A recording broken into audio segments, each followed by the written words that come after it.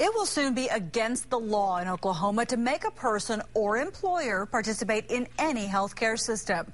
Voters overwhelmingly passed State Question 756 last night with nearly 65% support. 2 News reporter Jason Grubbs joins us live with more on what this means for Oklahoma.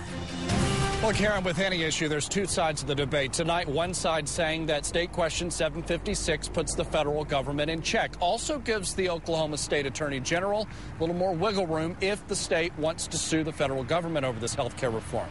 The other half, they say this may actually impact some of the federal funding we receive.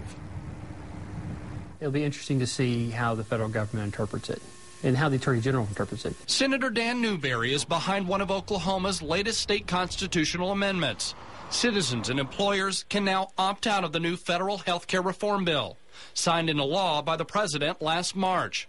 A handful of other states have passed similar legislation. Our attorney generals can band together and then say, not only is this an offense to our people, but it's against our laws. Lawsuits are currently pending against the reform. The newly elected Oklahoma Attorney General hasn't said if he'll officially join them. In a recent interview with 2 News, Senator Tom Adelson says it all depends on the courts. If it's constitutional, we will be mandated to provide that. If it's unconstitutional, then the question is moot. It's not clear just yet what impact State Question 756 will have on Oklahoma and its programs.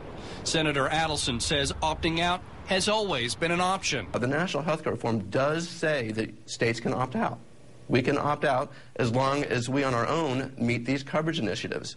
And those initiatives are already in place with 2 state-run health care programs. More than 825,000 Oklahomans rely on Sooner Care. Another 35,000 use Insure Oklahoma.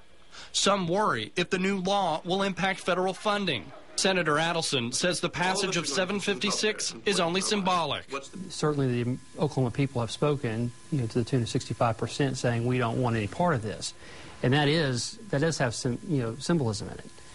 But there's also teeth inside the bill. Teeth that Senator Newberry hopes will send a message to Washington.